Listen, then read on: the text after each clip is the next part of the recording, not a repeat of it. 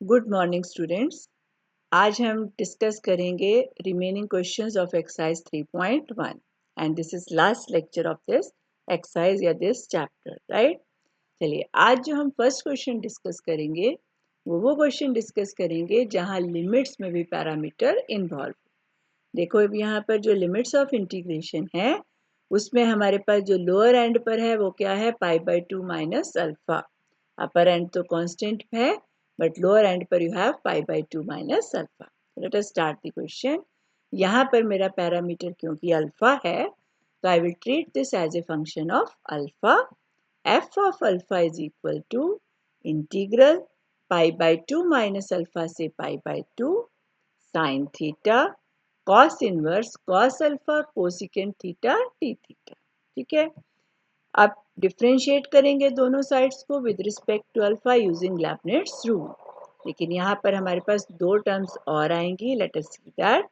F dash alpha किया, जब ये डेरिवेटिव इंटीग्रल साइन के अंदर गया ये पार्शियल हो गया, ये तो जैसे हम करते ही हैं स्टेप। उसके बाद दो टर्म्स आती हैं। पहली टर्म होती है विद प्लस साइन, जिसमें इंटीग्रेंड में जहां थीटा लिखा है उसको हमने पुट करना है अपर लिमिट। तो क्या बनेगा, sine π/2 cos inverse cos alpha into cosecant π/2, ये वाली टर्म बन गई देखो, multiplied by derivative of upper limit यानी π/2 विद रिस्पेक्ट टू अल्फा। ठीक है, अगली टर्म आती है विद नेगेटिव साइन। क्या करना है, अब थीटा को पुट करना है 90 माइनस अल्फा, तो बनेगा sine 90 minus alpha cos inverse cos alpha cosecant 90 minus alpha, और फिर 90 माइनस अल्फा का derivative with respect to alpha. ठीक है, ये लिखा। अब देखो इसको, क्योंकि π/2 कांस्टेंट है तो π/2 का with respect to alpha derivative 0, तो ये टर्म 0 हो गई पूरी की पूरी। 0 इंटू समथिंग इज 0। यहाँ पर ये टर्म तो बनी -1, derivative of 90 minus alpha with respect to alpha is -1। लेकिन यहाँ देखो, कोसिकेंट 90 माइनस अल्फा होता है secant alpha, secant alpha into cos alpha हुआ 1, और कॉस इनवर्स 1 क्या हो गया, 0। इस केस में ये वाली टर्म 0 हो गई, तो ये वाला फैक्टर भी नहीं आएगा। ये फैक्टर भी 0 बन गया और ये फैक्टर भी 0 बन गया। तो मेरे पास सिर्फ फिर से केवल यही वाला फैक्टर बचेगा, सबसे पहले वाला। उसको अब करते हैं। लिमिट्स हैं π/2 माइनस अल्फा से π/2। With respect to alpha partially differentiate करना है तो sine theta as it is. Cos inverse का डेरिवेटिव होता है -1/√1 माइनस एक्स स्क्वायर, तो it is -1/√1 minus cos square alpha cosecant square theta. फिर कॉस अल्फा कोसिकेंट थीटा का with respect to alpha partial derivative लिखना है। कॉस अल्फा का क्या बनेगा, minus sine alpha cosecant theta as it is. ठीक है, तो क्या बना देखो, माइनस माइनस हो गया प्लस, साइन अल्फा आएगा, sine theta into cosecant theta तो हो गया 1, तो न्यूमरेटर में मेरे पास बचा साइन अल्फा और डेनोमिनेटर में √1 minus cos square alpha cosecant square theta. तो ये इंटीग्रल अब हमें इवेल्युएट करना है। बहुत सिंपल सा इंटीग्रल है। देखो, साइन अल्फा को हमने बाहर लिख लिया। ये स्टेप्स थोड़े से याद कर लेना सिंप्लीफिकेशन के कि क्या क्या हमने किया।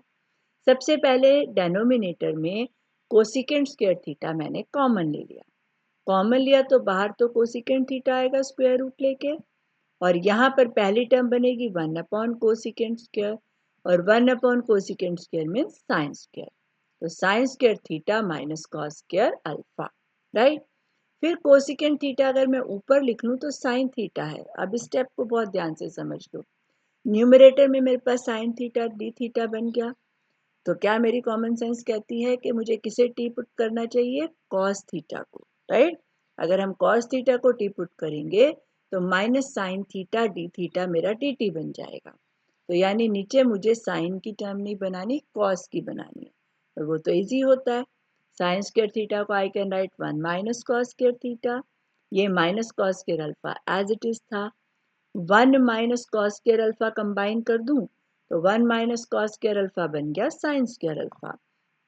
तो सिंप्लीफाई होकर मेरे पास आ गया साइन अल्फा। लिमिट्स है पाई बाई टू माइनस अल्फा से पाई बाई टू। ऊपर था साइन थीटा और नीचे हो गया under root sine square alpha minus cos square theta T theta. अब हम सब्सटीट्यूशन यहाँ पर यूज कर सकते हैं। हम कॉस थीटा को टी पुट करेंगे तो minus sine theta d theta हो गया d t. As theta goes to 90 minus alpha तो t goes to cos 90 minus alpha यानी कि sin alpha. And as theta goes to pi by two तो cos 90 0 होता है, t goes to 0। ठीक है, तो what is F dash alpha? F dash alpha हुआ sin अल्फा। लिमिट्स हो गई sin अल्फा से 0। sin थीटा डी थीटा बन गया माइनस डी टी। नीचे आ गया under root sine square alpha minus t square. Minus sine adjust करें तो लिमिट्स बन जाएंगी 0 से साइन अल्फा। तो अब तो ये सिंपल सी इंटीग्रेशन हो गई। किस तरह की integration? 1 by A square minus X square under root और 1 by A square minus X square under root की integration sine inverse X by A. तो क्या बनी हमारे केस में? Sine inverse T by sine alpha with limits 0 to sine alpha. T को sine alpha put किया, sine alpha से sine alpha cut गया, 1 रह गया तो अपर लिमिट आई sine inverse 1। Lower limit put किया, टी को 0, नीचे आ गया साइन माइनस आ गया साइन इनवर्स 0। साइन इनवर्स 1 होता है 90, साइन इनवर्स 0 होता है 0। तो ये इंटीग्रल इवेल्युएट होकर हुआ पाई by to sine alpha. Step complete. अब इंटीग्रेट कर दोगे विद रिस्पेक्ट टू अल्फा तो लेफ्ट में बन गया एफ ऑफ अल्फा, राइट में हो गया पाई बाई टू साइन अल्फा की इंटीग्रेशन माइनस कॉस अल्फा और साथ में आ गया see that is constant of integration. और अब हमारा लास्ट काम क्या होता है कि मुझे कैलकुलेट करनी है सी की वैल्यू। अल्फा को हम क्या वैल्यू दें कि सी मेरा कैलकुलेट हो जाए। देखो, इंटीग्रेंड 0 बनाना है। यहाँ पर इतना ये कॉम्प्लिकेटेड है कि इसको देखकर जज करना। इसे अगर 0 बनना है, देखो अल्फा को ही हम वैल्यू देंगे, मीन्स इस फैक्टर को 0 बनना है, इस फैक्टर को 0 बनना है, यानी ये टर्म क्या होनी चाहिए 1, क्योंकि कॉस इनवर्स 1 0 होता है। उसके लिए अगर ये कॉस है तो it should be sine alpha. Sine alpha के लिए थीटा को आपको क्या वैल्यू देनी पड़ेगी? 90 माइनस अल्फा। लेकिन अल्फा के टर्म्स में वैल्यू नहीं देनी है, कोई कांस्टेंट वैल्यू मुझे यहाँ पर देनी है अल्फा को।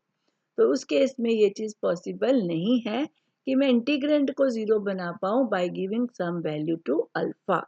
बट यहाँ देखो, लिमिट्स में मेरे अल्फा इन्वॉल्व है। यू कैन सी, अगर मैं यहाँ अल्फा को 0 वैल्यू दे दूँ तो इंटीग्रल मेरा पाई बाई टू से पाई बाई टू हो जाएगा। और a से लेकर a तक कोई भी इंटीग्रल आप इवेल्युएट करो तो उसकी वैल्यू क्या आएगी? 0, provided it is a proper integral. तो वो तो है ही यहाँ पर हम। तो यहाँ देखो, अगर आप a से a इंटीग्रल इवेल्युएट करते हैं तो वो 0 होता है। तो हम यहाँ करेंगे अल्फा को 0 वैल्यू दे देंगे। जब आप अल्फा को 0 वैल्यू देंगे तो ये इंटीग्रल पाई बाई टू से पाई बाई टू हो जाएगा और पाई बाई टू से पाई बाई टू इंटीग्रल क्या बन जाएगा? 0। फाइन। तो this is what I get here कि आप अल्फा को 0 वैल्यू दो फर्स्ट में और लास्ट में। अल्फा को 0 फर्स्ट में दी तो f0 0 आ गया। यहाँ पर जब आप अल्फा को 0 देंगे, cos 0 1 है तो यहाँ से f0 आएगा c minus pi by two. तो c minus pi by two 0, तो c की वैल्यू आ गई पाई बाई टू। फर्स्ट में पुट कर दो तो what is f of alpha? Minus pi by two cos alpha plus pi by two. f of alpha बनेगा pi by two 1 minus cos alpha. तो this is the answer. चलिए, let us move on to last part. इस part को आप अपने आप कर सकते हो, जो हमने पहला क्वेश्चन किया था लास्ट टाइम का, लास्ट क्वेश्चन लास्ट लेक्चर का। 1 अपॉन क्या था? अल्फा प्लस कॉस एक्स था और इस तरफ का रिलेशन हमें प्रूव करना था। तो ये मैं आपको नहीं कराती, यू ट्राई दिस योरसेल्फ। एक बार पार्शियली डिफरेंशिएट करना दोनों को विद रिस्पेक्ट टू ए और एक बार इस इक्वेशन को पार्शियली डिफरेंशिएट करना with respect to B. Given equation को लेबनिट्स रूल की हेल्प से एक बार आप पार्शियली डिफरेंशिएट करें विद रिस्पेक्ट टू ए और एक बार with respect to B and you will easily get the answer. इसे हम नहीं कराएंगे, you can do that. Last question अब हम करते हैं, है तो simple but let us do that. ये थोड़ा सा लाइट है तो ध्यान से देख लेना। इंटीग्रल है 0 से infinity 1/x² plus a square dx is equal to pi by 2a where a is positive. ये मुझे कैलकुलेट नहीं करना, ये मुझे गिवन है, हमें ये डिडक्शन करनी है. Deduce that 0 to infinity 1/x² plus a square whole power n dx is equal to pi by 2 a raised the power 2n minus 1 into 3 into 5 up to 2n minus 3 upon 2 into 4 into 6 up to 2n minus 2 where n is a positive integer. ठीक है, देखो इसको, इनको relation देखो ध्यान से. यहाँ पर एक्स स्क्वायर प्लस ए स्क्वायर की पावर है 1 और यहाँ पर एक्स स्क्वायर प्लस ए स्क्वायर की पावर है n.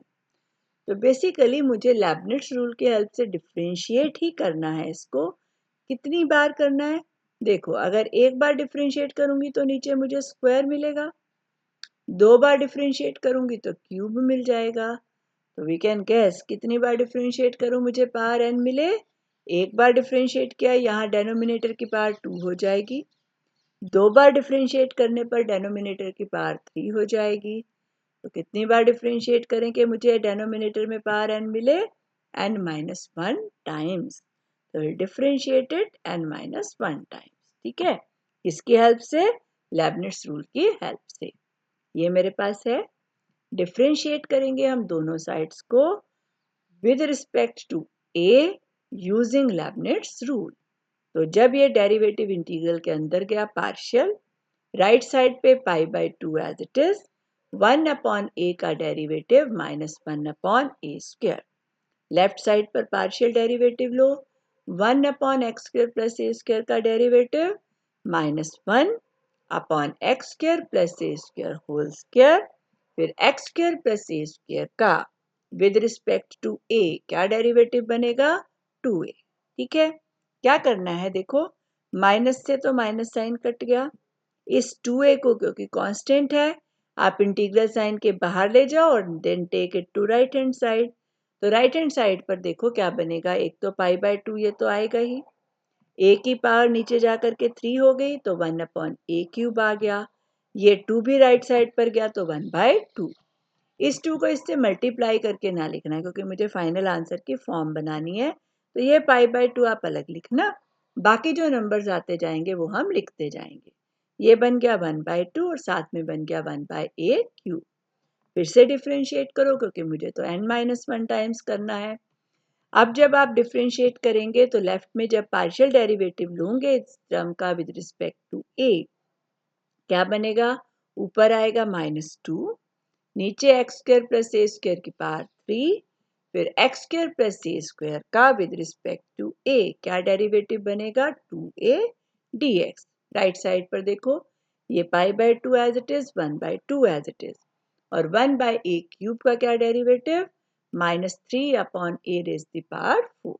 ठीक, फिर माइनस साइन कट गया दोनों तरफ, 2 इंटू 2 हो गया 4, 4a आप ले जाना राइट साइड पर. तो लेफ्ट में बचा इंटीग्रल 0 से infinity 1 upon x square plus ए स्क्वायर की पावर 3 dx.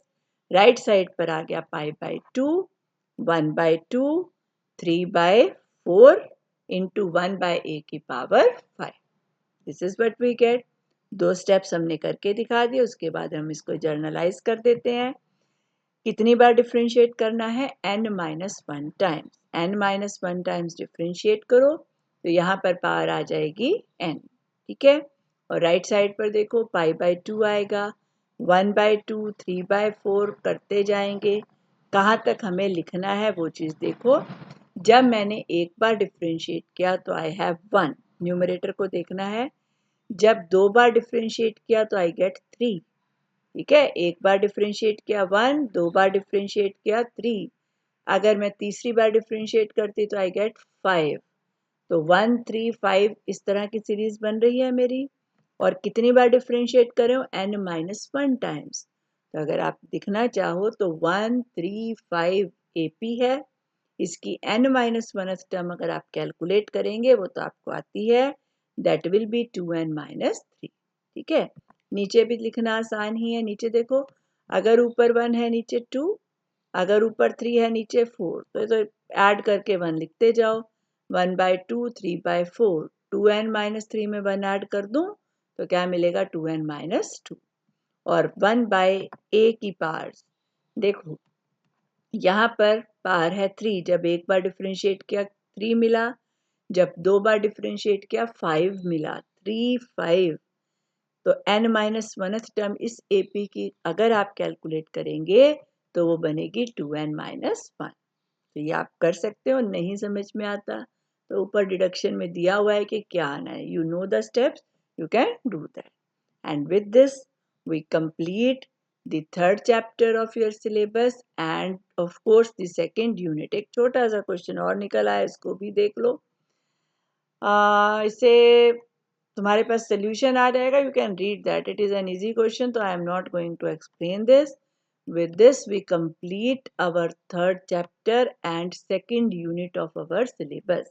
यानी 50% हमारा सिलेबस खत्म हो गया है इसके बाद हमारी जो 2 यूनिट्स हैं वो मैट्रिक्स बेसिस की हैं will start from next lecture इसको आपने बहुत अच्छे से कर लेना है इस चैप्टर में से एक पार्ट पेपर में ज़रूर आता है बहुत अच्छे से कर लेना जो भी आपकी प्रॉब्लम है यू कैन ऑलवेज डिस्कस ठीक है